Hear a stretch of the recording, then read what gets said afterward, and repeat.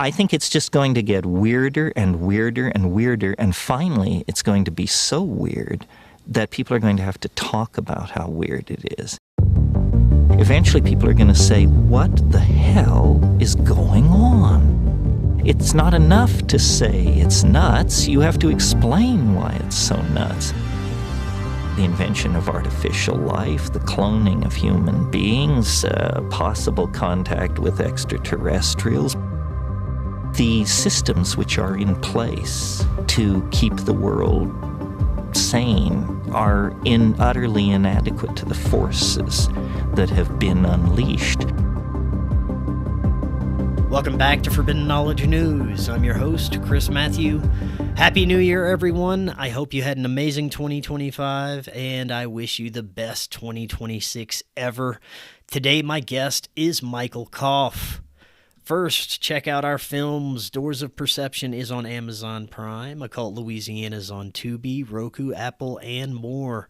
We're having a fundraiser for film number 3. We have just put out an announcement about the film, including the plot summary as well, so please go check out the previous episode that we just released to find out more about that. We are booking guests for February. If you have suggestions or you'd like to be a guest, email me, forbiddenknowledgenews@gmail.com. Today I want to welcome Michael Kopf. He is an experiencer, researcher, traveler, and author of the Awakening series of books. He has experienced paranormal and psychic phenomena from a very young age, which he has documented and discussed in his books and podcasts. Michael, welcome. How you doing? I'm good. Thank you for having me. Thanks so much for coming on, man. Really looking forward to this discussion. You are the first guest of the new year. Very excited for that. Today we're going to share your paranormal experiences and insights with the audience. As I mentioned in the intro, you've experienced paranormal and psychic phenomena from a very early age. Over the years, you've done some great research into the esoteric connections between paranormal phenomena, UFOs, and the human experience in general.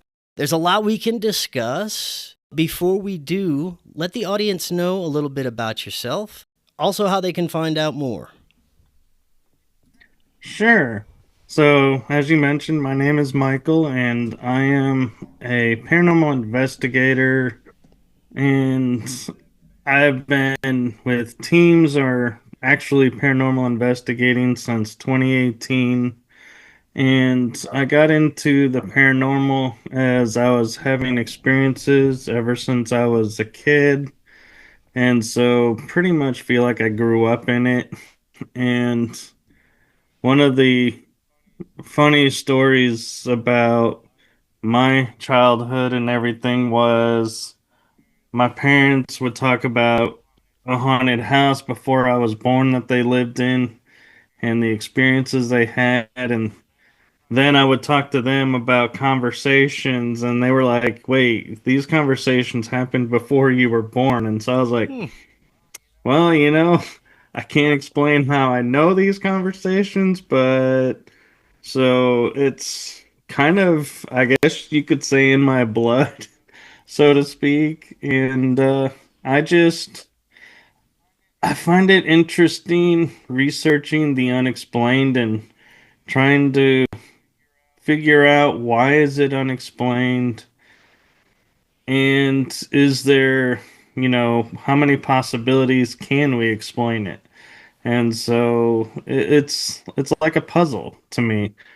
And so that's my joys. And I was asked to do podcasting, and at first I turned them down, and then a couple of years later I got asked again and took them up on the offer, and I've been going strong since, and I am the host of The Energy That Surrounds Us, Riding Through the Unknown, and I co-host with Kel Ridley and Enoch Smith, Paranormal Versus, and I also co-host the Beast System with Emily Men's and so I'm grateful for all those opportunities, and that is my paranormal journey in as much a nutshell as I could Well, make right it. on. Thank you for that. You're a busy man. I dig it.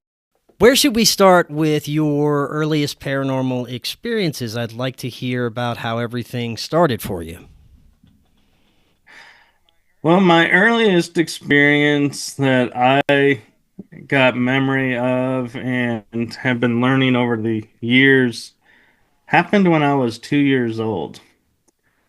And so I was up north, and the reason I say that is because our house had a basement, and so people may not understand in the South what a basement is. It's a level under the house for storage. And so I was on I thought was the attic, and I found out it was the second floor. And so my mom had put plywood over this vent opening because they were doing some work apparently on the house. And when I was up there, dressed in my winter clothes, so you can imagine in the 70s what the winter kids looked like up north. Hmm. Well, the vent was open. The board was moved for some reason, and I leaned over to see what was going on, and something grabbed me, and I fell into the vent shaft. And I'm going down this vent shaft, which you can imagine is first, second floor, first floor, basement. That's quite a fast fall.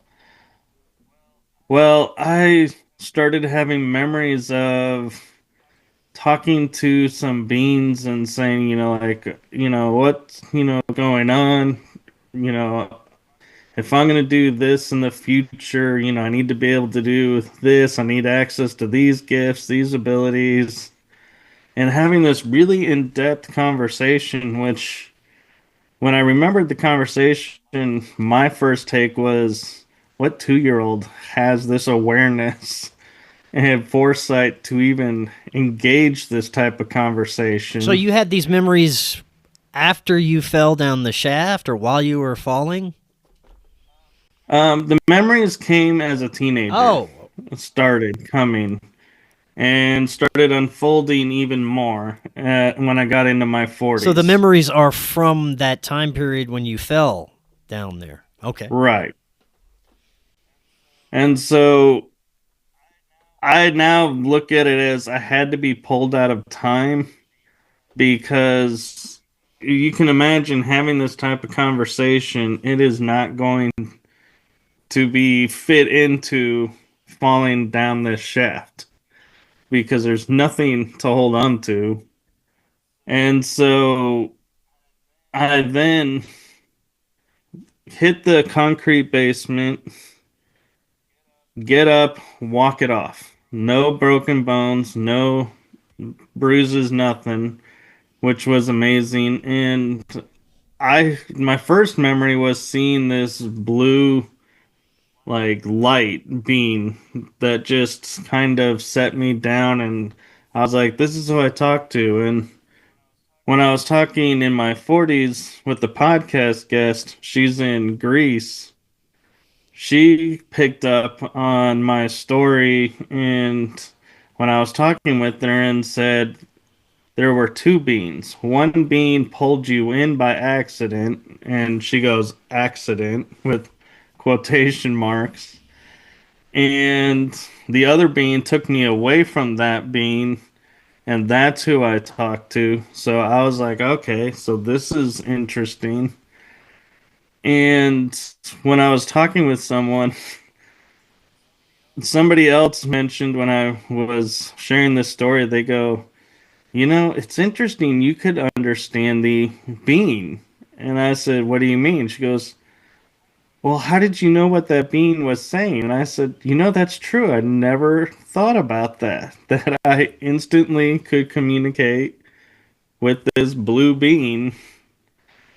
And so that has been my origin story, so to speak, into the paranormal. And it's just constantly unfolding, and that's why I love this, is because pieces have come from my mom, come from the lady in Greece, come from my memory. And so it's amazing when you can sit down and put the pieces together and like the story starts to make sense. Looking back, how can you tell that these weren't just dreams or false memories or things of that nature? How were you able to piece together everything in a coherent way, being that it occurred at such a young age? I would say the reason I know it's not just a dream is a dream, you control things and you can make things happen. This was like watching a movie. There was no manipulating it. It's not like I could sit there and go, "Oh my God, I'm falling. Let's go onto a cloud, and change this." So everything is that. It was like everything just appeared, and it was as is. There was no feelings behind it. Even it was just literally like you just turned on TV, was watching an episode of something, and you're like, okay, done. And so I think what got me though interested into it was trying to understand, like you're saying, this is being so young, why would this happen? Why did they choose this time to introduce themselves or awaken me, if you want to use that term, to what's to come? And the only thing I can think of when I think about that is we all talk about having like contracts where we've agreed to do certain things in this life. And I feel like I knew if I was going to accomplish even half of what my contracts were, I had to get started early, but not so early. So what's interesting about it is this experience was when I was 2. Then in my preteen to teenage years, I got introduced to shadow beans. And then it was like my 30s, I kind of got introduced to some more stuff. So there's blocks of time in between. So it's not like I got hit and was like, "Ooh, the paranormal world's just swamped me." No, there was a little here, a little there, and stuff was going on in my life to where I was forced to do introspective work to try and figure out why things were going on in my life at the time. And so I think having these experiences mixed with that going on is what truly, really awakened me to the world is so much more than what we see. Because when you try to work on yourself and, you know, fix issues in your life that you think you created, you're forced to look outside of the normal box and into alternative means. And that awareness starts to open you up to things. And so the world starts unraveling, so to speak, but not in a bad way. It kind of unravels to reveal there's another world. And so it's like, oh, so which is the real world now? Good question. Tell us a little bit more about how your experiences progressed growing up. You said there were gaps of time where you didn't have any kinds of experiences. You also mentioned shadow beings, so I'm assuming there was a spectrum of positive and negative experiences. Tell us a little bit about that. So my experiences actually with the shadow beings have always been Oh, really? positive. Okay. The reason I say that is, and this is going to sound so strange, is when I would watch TV or just be sitting on a couch in a room, they would appear in the door frame and they would start encroaching in. But as you know, with shadow beings, when you turn and you see them, they disappear. And so it became a game to me of we're playing tag almost of how close am I going to let them come to me and be like, ha, I saw you, not this time. And so I viewed it as a How old were game. you at that time? I was probably, I would say, 12, Okay. 13. All right. And I mean, they never did harm to me. It's like they never like would bang or makes sounds. It's like I would just see them out of the corner of the Hmm. eye. And so, and later in life, I would see them and I'd be able to see them start forming. And then people would shine lights on it. And I'd be like, and I'd get frustrated because I was like, I don't know who was just forming because you obliterated the shadow. So I don't know what was coming. So now I'm left with going, shoot, what? I really wanted to know if this was this person or if this was somebody else or who is here. And so that was my little deal is with shadows is getting frustrated when people not on purpose they're reacting and you saying like something's right here, they're obviously going to light it up so you can see, trying to help and not realizing. And so that's kind of the quirkiness of the paranormal field is everybody thinks they're doing everything right to help, and sometimes it whitewashes something else and you're like, ah, Hmm.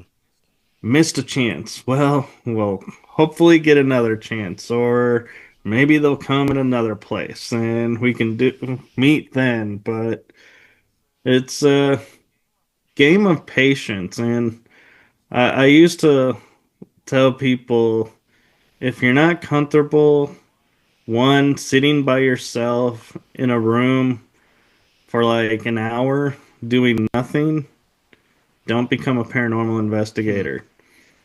And then I'd say, and the second thing is, if you're uncomfortable talking to yourself, don't become a paranormal investigator because we will sit in a room for hours talking to thin air. And if you're not comfortable doing that, then yeah, it's like paranormal investigating probably is not the road for you. But I mean, it's fun, but you don't always gonna get stuff, and so that's the other thing is you have to be patient and understand that you may or may not make a connection that night or during the day, and so you can't take it personal. Hmm. All the experiences you've shared so far seem to be more of a positive nature. Are all your experiences pretty positive, you would say? I will say on two occasions I have been growled at, but nothing came of it. It's more like they were warning me. And I do have one experience. I was sharing actually on my year-end special that I just did where it's not a negative, but it's not a positive really either. And what it was is I was standing on a bridge in a park near my house, and this bridge has no lights on it, and it's over water, and they call it Screaming Bridge. And the thing about it was, I was walking on the bridge trying to pick up, energy, see if something's out there. something wants to connect, and something inside me said to stop. And so I stopped right where I was, and I was like, I'm not feeling anything, but I can't go forward. And I take my flashlight out. I turn the flashlight on, and the toes of my shoes are literally where the concrete bridge has broken off. So if I had taken one more step, I would have fallen onto concrete or ground or into the water. Thankfully, I listened to myself and stopped because, I may not be here if I didn't stop. One experience I had that is kind of funny. It turned out to be funny, but was a awakening experience for me was we had just cleaned out at this hospital, this area behind the hospital where they had the ovens when they would burn the sheets and everything after people being sick. Well, we had a guest host that night come and investigate. And one was in the crematorium, the other was in the ovens. And I was in there, and she's starting her process. And so I'm keeping a vigil eye so nobody disturbs. And I realize I'm diagonal from the door. And so I got to walk over people. And the reason I point this out is I see this white jacket start running for the door, and I'm started thinking, "Oh my God, what if this person comes in? They're gonna disrupt everything. How am I gonna handle this? How can I get there without being the disruption?" And they never come in, and I'm like, "Okay." And then I look, and the windows are covered over. So the white jacket I saw was already in the room, and the apparition running by. And so I'm waiting and waiting, and the guest finally finishes what she's doing, and she says, "Now, does anybody have an experience they want to share?" And I said to her, "We had an apparition run across the room while you were doing your thing." And she goes, "Why didn't you say anything?" I said, "I didn't want to interrupt you. I was trying to be considerate." And she goes, "I appreciate that, but in the future, next time, interrupt." And so we kind of laugh about that doing the nice thing, it was like, it's nice, but not in the paranormal field. If something's happening, you need to call it out. You've also had some UFO sightings and encounters? I have. One encounter I had, I was finishing up a fundraising job that I was doing at the time, and there was this craft that was like sitting right here in the distance, and I'm getting ready to put my stuff up, and I can't hear it over the traffic. And I mean, planes we can hear sometimes over the heavy traffic. And so I was like, well, that's interesting. I don't hear it, I just happen to see it. And I start packing up my stuff, and I look up, and it's in the same spot. And like 3 minutes have gone by. I'm like, okay, I'm going to go inside because I have to go check out, let them know that I'm done and that I'm leaving. And I come out, the object is in the same place. And my mind starts going, wait a minute. I know planes can hover before landing, but they're going to glide. They're not going to stay in the exact same spot. We don't have that capability in ships. And there's no propellers on it. So I was like, it's not a helicopter. And so I grab my stuff, I get to my car, look up, still there. Put everything in my car, still there. And I'm like, this is just bizarre because it's like, why is it here? What? And it was like, so imagine Twilight where the sky is that purplish, pinkish color. And this is just a black object. And it wasn't cylindrical like the cigar shaped ones. It was like, it looked like a box with a tail sticking, like the tail fin sticking up on it was like a box. And I remember looking at it and going, I can't hear it. It's not moving. It's in the same place by the trees. It's never moved. No matter where I stand, it's in the same And spot. around what year was this? This has to be. I'm Around what sorry? year was this? I would say around 2023. Okay. Or wait, no, 2020. 2020, Sorry. okay. And it wasn't a drone of any kind? No, it was too big to be a Right drone. on, yeah. So if it would be like, imagine, so like this Mm-hmm. length, but then something sticking up in the Okay. back. And so there would be, yeah, I know of no drone Right. that looks like that and is that size. And I even was thinking, now you say drone like the Predator drones, but they have those X-wing type Yeah. foils, and this didn't have that. And so uh, to me, I call it UFO, and I know people call them UAPs, and I'm like, it's a UFO to Right. me. I'm not using UAP. I'm with you on that. Did you have any other UFO experiences, maybe extraterrestrial?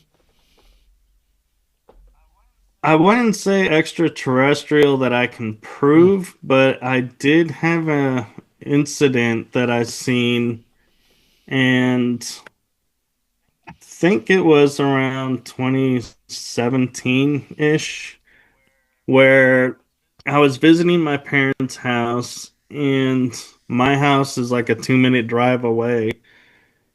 And something said to me, walk outside. So I walk in the front, and it's a clear night, one cloud in the sky.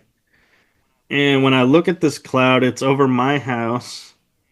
And all of a sudden, I see red and like yellow little bursts. And I'm looking at this and I'm going, well, there's no thunder.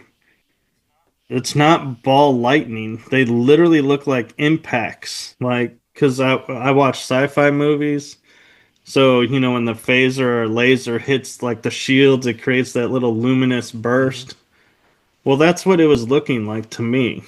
And so I started thinking, am I seeing a space battle? Because it's one thick cloud and it's above the cloud where the light flashes are. I didn't see any ships though. And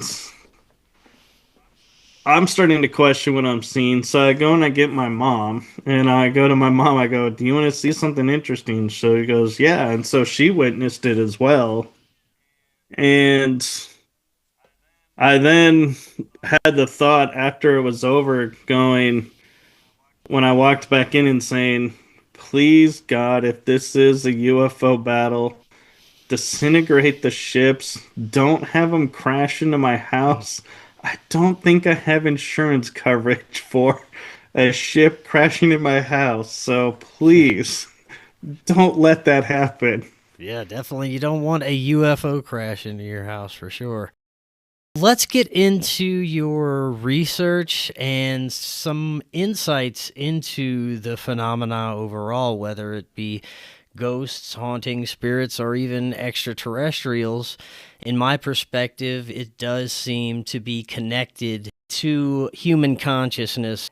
There seems to be deep psychological implications as to how this manifests. The person's individual perception and perspective on reality seems to affect the nature of these experiences. I've heard theories about the nature of spirits and ghosts, for example, everything from deceased humans to archonic demons posing as entities to residual energy, a super spectrum, an information field that exists beyond our perception that could possibly communicate in some ways and manifest as what we perceive to be hauntings or ghosts. The possibilities are endless, but you have a unique perspective, being that you have experienced some of this phenomena yourself, and you've done paranormal investigating for a long time. So I'd love to get your insights into the nature of this phenomena, starting with ghosts and hauntings. Do you think that it is deceased human beings that we are communicating with for a haunting, for example? Well, it depends on the situation. Now, you go to, say, Gettysburg Battlefield. There is a high chance you could be talking with a soldier or a civilian who was caught up in the battle because, unfortunately in time of war, there is, everybody tries to limit harm to civilians, but you can't guarantee where all the shrapnel and bullets are going to go. So accidental deaths happen. And so I think that leaves a mark, and that energy of that trauma to the land leaves a mark. And so in that instance, I would say you can have a high chance of connecting with a deceased person. Now, when we talk about, like you were saying, residual, if it's in someone's house and you see a lady walking down the hallway and then disappears, and that, it's always at the same time, it's easy to say that's residual and she's just going about her day. Well, my metaphysical background tells me, wait a minute, we live in a world where there's pockets where the veil between dimensions or timelines is thinner. And who's to say that lady is not on this earth, but is on a different earth or a different dimension, and we're seeing her walk by that window at that time, and we're witnessing someone going about their day. Right on, yeah. And somebody asked me, well, what about communicating with them? And I was like, well, we're assuming, even if they are residual, based on the time that they're dressed, they may not understand our English or our words, and so they may look at you confused. And we're assuming, oh, they don't have the energy to talk. Well, yeah, I'm sure they probably do. They just don't understand how to reply. Or vice versa is they may not be a culture or species or being that uses verbal communication. They may telepathically communicate. And so by us focusing on saying we don't hear anything from them, they can't communicate, we're missing out on possible communications because we're not open to, well, what are we hearing? What is our mind telling us? And so that is something I'm hoping in the years to come that the paranormal field will branch out and embrace and start to look into is, can we communicate telepathically with these beings? And start opening those doors and truly start to understand instead of just going, nope, they don't have the energy to talk or they're not developed enough to talk, so we're going to move on and thank you for your time. It's like, wait a minute. They could be sitting there giving you a life story and you just cut them off.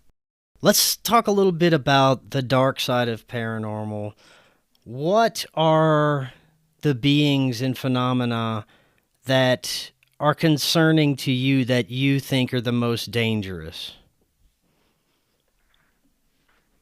The most dangerous, I think, would be, and this is just from my research, I haven't encountered any, would be the black-eyed children or the energies like the trying to think of the name in Japan, but it's known as the suicide forest, or certain cryptids, crossing their paths, because everybody wants to photograph and document, but there seems to be a lack of respect, in my opinion, sometimes that goes along with this. And so, and I'm talking about with the cryptids is, if you see a dog man walking by, leave it alone. Don't try, and follow it and chase it and, take its picture, because it's a being and, it has a vicious nature. And so if you know, antagonize it or encroach on it, it may view it as a threat and turn on you. And then you're going to be going, oh my God, this thing attacked me. Well, yeah, it attacked you, but not because it's an animal. It attacked you because it was defending its space. You encroached it without identifying or, asking permission. And so, what do you expect? And I think that's where I think a lot of problems come in the paranormal field is, people just don't view the cryptids or black-eyed children or any spirits as having a purpose or having a soul, so to speak, or having a right to exist. They view them as, we are going to document you. We're going to get our 15 seconds of fame. This will get us on TV. We're going to become, known as the people who got the photo that nobody else could get. And they don't think about what the cost to the other side is.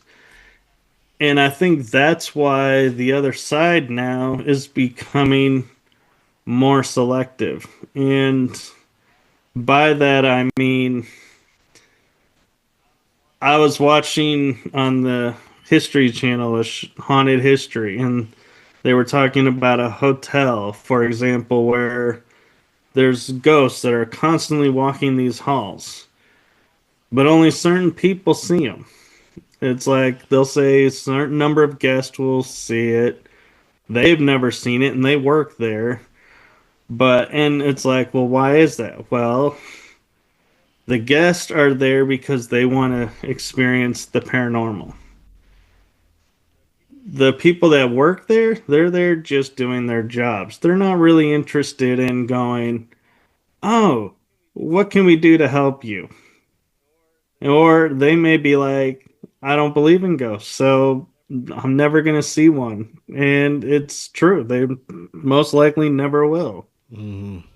But spirits, in my opinion, will be attached to or gravitate to people of certain light frequency who carry certain energy and have an aura of them of, are they going to respect the process? Are they going to respect me? And if the answer is yes, they're going to open up communication or try to open up. But if you're there just to get the photo and move on, they're probably going to be like, why waste our energy? This person's not going to do anything. And the thing about the dark side of the paranormal is some of it, I know I might get a little bit of blowback for this, but it's my personal opinion and experience that When investigators go in and they get scratched or pushed, they automatically go, oh my gosh, there's a demon here. Well, that creates an energy because you're calling that in because you're naming it. You're claiming that's what it is. And so the energy is going to give you what you want or what you're asking for. And so my hope is people will stop just using that word like it has no meaning, because words do have meaning. And an example that I'll share with you that's really sad but is really eye-opening is I was told this by the Warren Legacy Foundation. We were doing a show and they shared with me they had a case where a mother called up the Warren Legacy Foundation and said, I need your help. I think there's something wrong with my son. I think something's going on here. And they said, we'll be there as soon as we can. We can't come right away. And she goes, well, I got another paranormal team coming. They said, that's fine.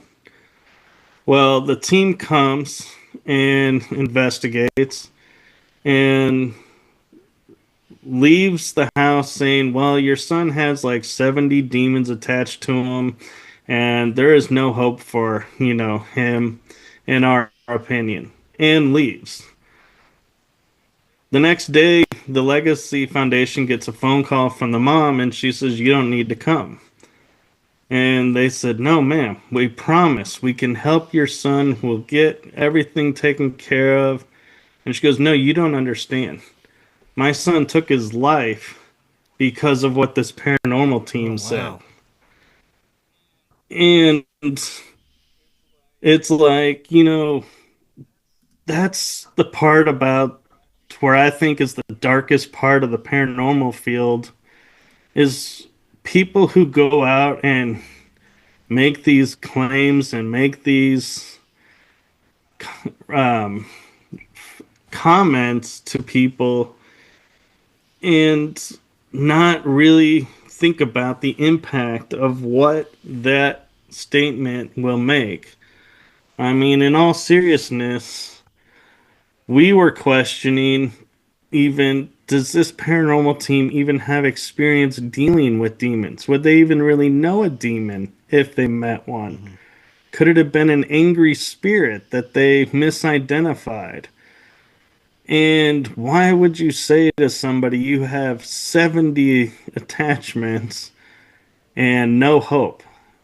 Because there are people that can remove attachments. And so that's where I feel like the paranormal field's truest dark side is the people that go out and do their thing and don't have any empathy towards how they're leaving the location. Have you had any experience with what you understand as demons?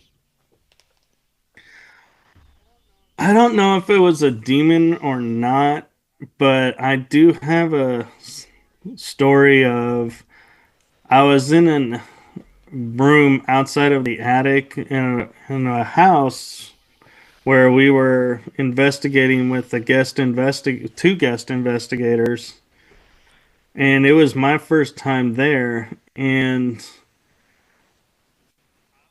I was told to stay up with the lady that was doing mediumship style communication, and the rest all went to go get one of the guest investigators that the spirits were calling for. And while I was up there, I could feel something starting to like try and grab my arm, and what it felt like was like a burning sensation on my arm. Almost like I would almost say too is like somebody was trying to twist the bone in my arm, like trying to hurt me. And they couldn't do it because I was aware and I have protection that I wear with me. And I started communicating with the spirit through the medium, and I was like, "Are you trying to grab me?" And it goes, "Yes." And it goes, "Do you know who I am?" And they go, "No." And so I say my name, and I say who I'm descendant of, and then there's like this quiet, and I could feel the energy shift, and I go, "You're afraid of me now, aren't you?" And they said, "Yes." And I said, "You're not gonna you realize you cannot harm me or touch me now, don't you?" And they said, "Yes." And the situation stopped. Now, it could be a really angry spirit that was just trying to torment me a little bit, have its fun, or it could have been a demon. I don't know, but I don't go and claim, yeah, I've stood, my ground against a demon because of this, because I don't know. And honestly, I have friends that are demonologists that do deal with them, and so I have great respect for them. But I also feel like if you are going on, say, 40 investigations in a month, and 30 of them you claim are demons, something's not right. Because demons are not that prolific, in my viewpoint, on this planet doing stuff. They have other things they're doing, they have other things to do. They're not all gravitating into certain areas and just hanging out, waiting for investigators to come or families to move in the area so they can go and play. It's very rare. And even the demonologists that I talk with are like, yeah, I don't often come across, but I have. And so that's the other reason why I've come up with the theory and viewpoint of there's not as many demons on this world as people would like us to think there are. And if you notice somebody constantly saying, "Oh my gosh, yeah, we dealt with another one," chances are, if you look at them at the end of that episode, if they're like smiling and they're like, "Yeah, we did it. We survived this location and we faced a demon and walked away, and we're all," chances are they're just doing that for ratings and it's not real. Now, putting aside Because the term demons, I've had guests on, such as Nathaniel Gillis, who has a very unique and interesting perspective about the paranormal in general. He does believe it's all connected, even heavily to UFOs and extraterrestrials, that it may be all the same intelligence posing as different kinds of phenomena to different people based on whatever agenda they are trying to achieve based on the communication.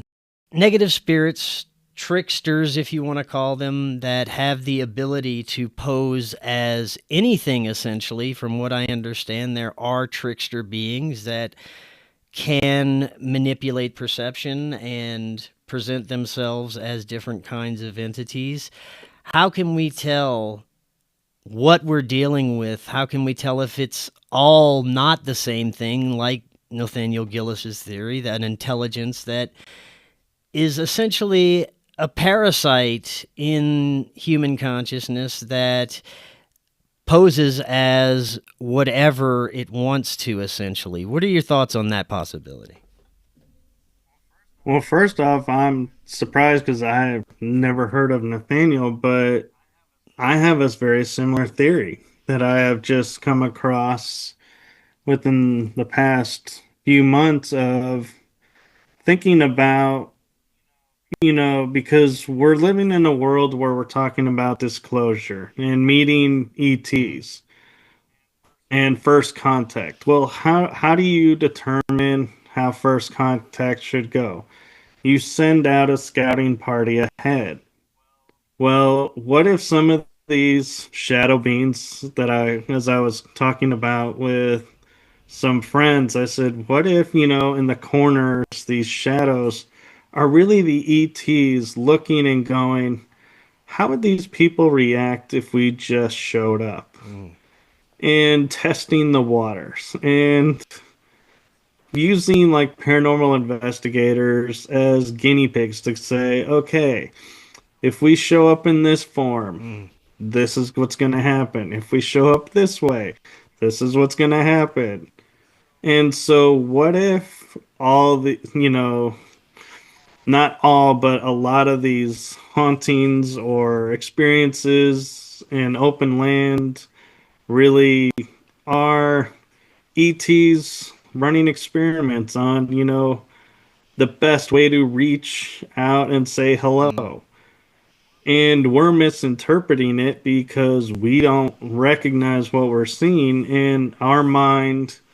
Let's be honest, if we saw a, let's say, mantis being standing in front of us, our mind is programmed to go into a horror movie, making the Right, image look right. scary, and emotions go scared. And so, yeah, I'm kind of with Nathaniel on, a lot of some of these experiences that people are getting where the communication doesn't make sense for the location or Mm. who they think they're talking to. Maybe an It's extraterrestrial wanting to make Yeah, contact. man, it's very interesting. I love getting all the different theories and perspectives. Earlier, you mentioned you have a form of protection when you're doing your investigations. From what I understand, there is a possibility of having some of this phenomena follow you. It opens you up to other types of paranormal intelligences that may not be as friendly. Have you ever had that? Are you concerned about entity attachments, and what kind of protection do you use? I used to be really concerned about it, and I would do sage, I would do Palo Santo, all the big name things that everybody says will clean the aura field and clear the field. And I would do it after I was done before I got in my Mm. car. But I also, being raised in metaphysics, declare universal law that when I get in my car, whatever is there doesn't have to stay there, but they do not have permission to enter my car, any car of anybody I'm with, any person I'm with, myself included. So they can go wherever they want to go, but they can't come with me. And even coming home, there were times where like family would sit there and say, I think you got an attachment, and I'd feel my field and be like, I don't think so, but I would spritz myself with sage, and I thought everything was okay and that I was doing really well at keeping myself protected. And I had an experience where I walked into a portal and I was physically drained, and literally people were talking to me and I had no idea. And the only reason I know this is it was filmed. And the team leader I was with tapped me on my shoulder, and I fell right away to the metal flooring in this jailhouse in the cell area. And I came to and was like, what's going on? And they're like, we need to take you outside. And so I went outside and grounded, and I couldn't believe that I had fallen into a trap of a portal because I could always sense where portals were before. And I talked to a friend of mine in Colorado, and he said, well, this probably was a unnatural portal, meaning someone created it unknowingly and left it open, and that's why I couldn't figure it out. and he recommended getting what's known as a quince seed. And what this quince seed does is it creates an energy barrier 3 feet around you that nothing can enter and nothing can leave. So that's the one trick about it is if you put a quince seed on, if you have an attachment, if you don't remove it before you put the seed on, that seed will keep that attachment on you. It won't be able to leave. But another one can't come on and attach to you. And I have to say, since I've started wearing the quince seed for probably 2, 3 years now, I haven't felt anything attached to me on investigations. I have them above our doors at my house, so nothing can enter. Even if I open the door, it can't enter and cross the field. And so it's interesting at times because I'll feel like something's off and I'll notice one of the quince seeds might be removed, like something pulled the push pin out of the wall and now it's on the floor. And I'll be like, okay, clean this area, put the push pin back in the wall, and it's like everything returns to normal. This is another part that's very interesting and difficult for me to wrap my mind around is the protection aspect, the power of different beliefs and how it affects different situations, different kinds of phenomena as they unfold.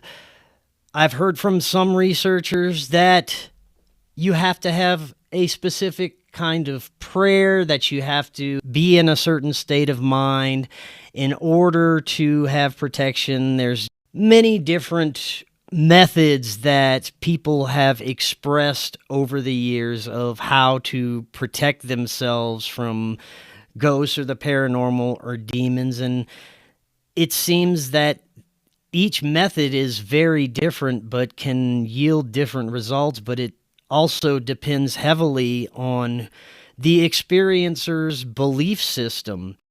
From the experiences that I've heard about, it seems that the most effective deterrent for negative spirit encounters is based on that individual's belief system. So if they believe they're being attacked by a demon, they will resort to Christian prayers or a Christian exorcism of some kind.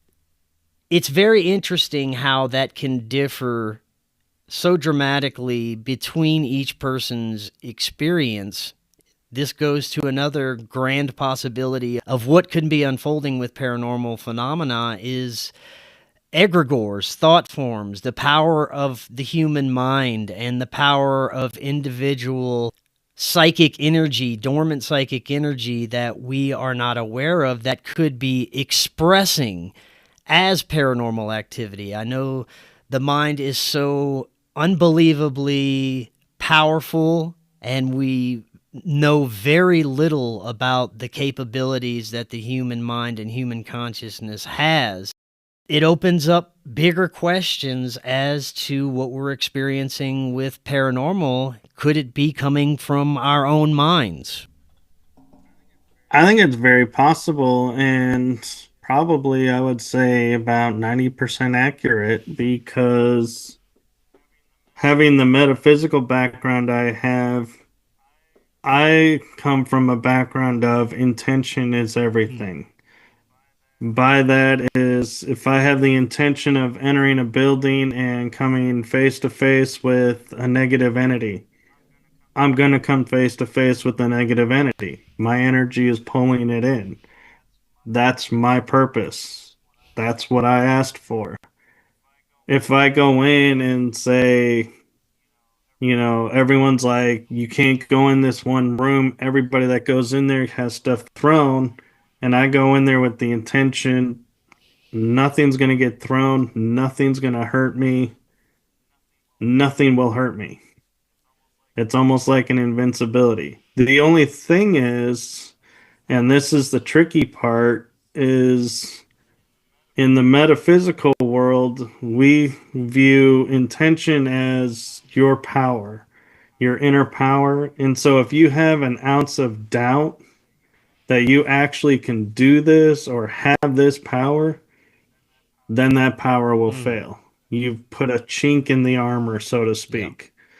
And so I have seen where, people will have an attachment, someone does a prayer on them, attachment goes away.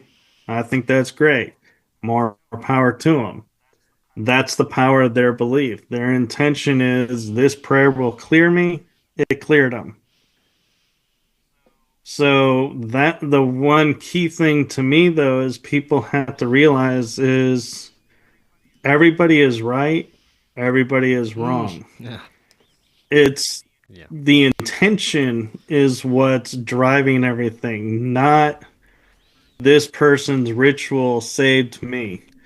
No, your belief Yeah. and your intention that that ritual worked is what saved you. Yeah, I'd have to agree with that. And that's where the disconnect, in my opinion, is everybody views somebody else did this, so they're the master, they're the one that understands. We have to have them there because they're the one that can help, and they don't take responsibility for themselves and take into account their own power. And I have gone into a room where an ex-girlfriend said she can't go in this room because she always has the negative feelings and everything. And I walked into that room and she was standing right next to me. And I actually said out loud with full authority, I said, under universal law, if you are not here for the highest and best intention, you have to leave. And she said that room instantly got better.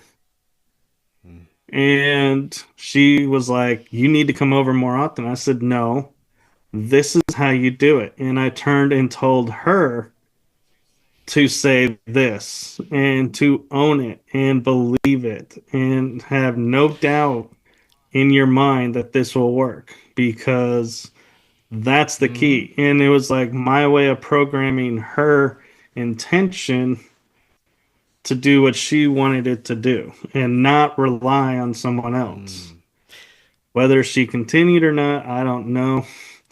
But that's my goal when I talk with people and try to help them is teach them how to take care of stuff that's going on around them themselves and not have to rely on calling somebody else in because we really don't know who we're calling in and we don't know who we're calling in, what they're going to do.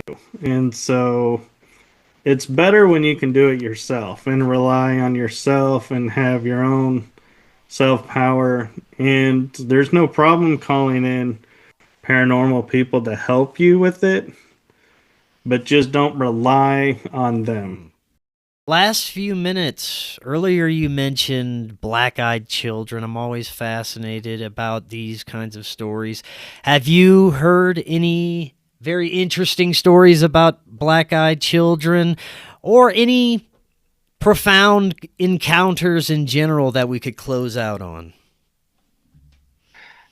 Actually, it's interesting you say that because as a podcaster, I have been trying for 3 seasons to have someone come on and share who and what the black-eyed children really are. And I actually finally have a guest who will be, let me check my schedule so I don't get this confused. My third episode, on the 13th of January, on the energy that surrounds us, I finally got a guest coming on to share her experiences and research into the black-eyed children. Great.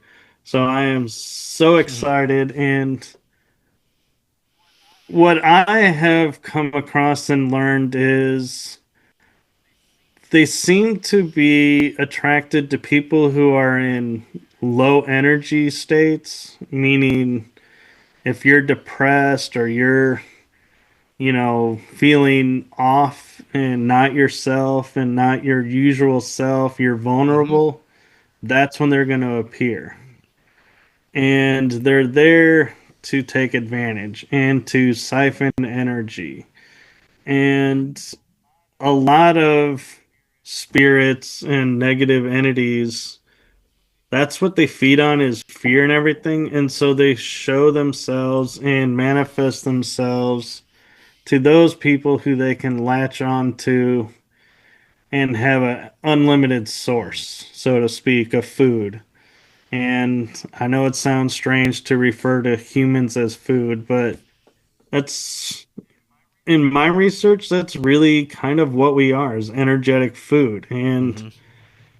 if you get someone in a depressed state, you can find them most likely having lots of attachments on them because everybody's wanting to get their piece of the pie, so to speak, and feeding, and that person isn't going to shake them off because they're already in a state of mind where they're like, there's no point. They've pretty much given up. And so they're not going to fight you. So why not take advantage of it? And so that's something that I think in the paranormal field, I would kind of like to see a little bit more attention to, is, getting the history. Was this a joyous person that's now starting to seem like they're giving up on everything? Well, why? What happened? What changed? And if they're like, well, nothing really changed, but they're now doing this, then it's like, well, wait a minute. There could be an attachment. Let's get someone here who can scan them and see if they have an attachment. Or, look at other things then going, oh yeah, there's a evil dark spirit here that's, we'll remove them and everything's fine. Well, yeah, there could be a dark spirit there, but that may not all be what's there. And so stop looking for the quick, easy answer and really look to see what really is going on there. Right on. Michael, thank you so much. Before I let you go, let the audience know how they can find you out there, pick up your books, podcast, all the good stuff. So my books are available right now on Amazon, and you can find them by looking up my name. I have an author's page. And my podcast shows, you can find them on YouTube, Rumble, LinkedIn under my profile.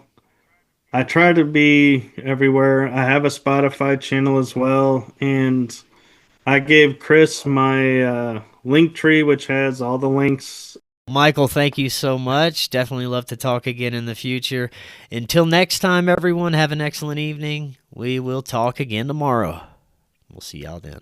If you're looking to start your therapeutic microdosing journey, but don't know where to start, especially when looking for the highest quality ingredients, including nootropics, and what you'd expect from a true microdose capsule, check out our friends at Brainsupreme. They offer the absolute highest quality ingredients so you can start your microdosing journey knowing that you're getting top-notch ingredients. To find out more, visit their website using that link right in the description, and you can get 15% off your entire order. Hello friends, I am so excited to tell you about Independent Media Token. Independent Media Token is a brand new way to show your support for independent media without having to donate a dime. Independent Media Token is a cryptocurrency on the Solana blockchain designed to generate funds to promote and foster the growth of independent content creators, allowing them to engage in their art without having to worry about being demonetized. Through a network of media partners, of which you yourself can become a part of, Independent Media Token's goal is to ensure the powers that be can never cut off all of our areas of funding and censor the only free voices left in the world. Join the movement today. You can pick up Independent Media Token using Phantom Wallet or the Solana wallet of your choice, where you can easily swap your Solana for IMT. Grab some IMT today and remember to always know your team. To learn more, visit independentmediatoken.com or use the link right in the description. Are you and your family prepared for an emergency? Maybe the fake alien invasion? Now is the time to prepare yourself and your family for any event. Check out Prep Starts Now. Their mission is to provide high-quality preparedness products that empower individuals and families to be ready for any situation. They're committed to delivering reliable, trusted gear to ensure your safety, security, and peace of mind in times of need. Their product selection is carefully curated to provide you with the essential gear you need to stay prepared. From emergency kits to tactical tools, every item is chosen for its reliability and practicality. Prep Starts Now understands the importance of family, and their goal is to equip you with everything you need to build a solid plan for your family's preparedness. In today's ever-changing world, being prepared is more important than ever, and Prep Starts Now is here to help you and your family stay ready with quality products and practical guidance. Use the link in the description and get 15% off your order.